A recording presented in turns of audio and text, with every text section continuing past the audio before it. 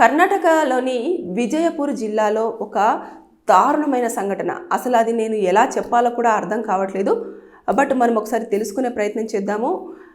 డుండేష్ అనే ఒక వ్యక్తికి ముగ్గురు ఆడపిల్లలు పుట్టారు. ఇక నాలుగో ఎవరైతే సంతానం ఉందో ఖచ్చితంగా కొడుకే పుట్టాలి అని చెప్పేసి ఆయన నిర్ణయించుకున్నాడు. మళ్ళీ తన భార్య కూడా ప్రెగ్నెంట్ అయ్యింది. అయిన తర్వాత ఎలాగైనా సరే నాకు కంపల్సరిగా ఈసారి వారసుడు రావాల్సిందే అని చెప్పేసి ఆయన చాలా స్ట్రాంగ్గా డిసైడ్ అయిపోయాడు. ముగ్గురు ఆడపిల్లలు పుట్టారు కదా, ఇక ఆడపిల్లల విషయంలో ఇంకొక ఆడపిల్ల పుడితే మాత్రం ఖచ్చితంగా పరిస్థితి వేరేలాగా ఉంటుంది. నేను అందరి ముందర కూడా తలెత్తుకోలేను, అసలు నాకు ఇంటికి వారసుడు లేదు, నా కుటుంబం అంతా ఇక్కడితోటే ఆగిపోవాల్సిన పరిస్థితి వస్తుంది అని చెప్పేసి ఆయన మెంటల్గా చాలా డిస్టర్బ్ అయ్యాడు.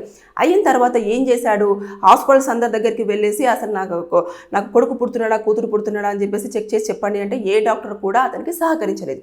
ఇక ఏం చేశాడు అంటే ఎలాగైనా సరే నేను మంత్రగారి దగ్గరికి వెళ్తే నాకు న్యాయం జరుగుతుంది అని చెప్పేసి అక్కడ అతనికి తెలిసిన ఒక మాంత్రికుడి దగ్గరికి వెళ్ళడం జరిగింది. వెళ్ళి అతను ఏం చెప్పాడు అని అంటే, నాకు ఈసారి కొడుకు పుడుతున్నాడా లేదా, నాకు కొడుకు పుడితే బాగుంటుంది, మళ్ళీ కూతురు అయితే మాత్రం పరిస్థితి బాగోదు అని చెప్పేసి చెప్పడంతో అతను మొత్తం చూసిన తర్వాత, మీ యొక్క భార్య ఒంట్లో దయ్యం ఉన్నది, ఆ దయ్యం పోవాలి లేదంటే నీకు కొడుకు పుట్టాలి అని అంటే ఖచ్చితంగా నువ్వేం చేయాలంటే మీ యొక్క భార్య తలపైన నడి నెత్తి మీద ఉన్న ఏదైతే వెంట్రుకలు ఉంటాయో వీటిని కూడా రక్తం కనిపించేలాగా తీసేయాలి, కట్ చేయాలి అని చెప్పేసి చెప్పడం జరిగింది.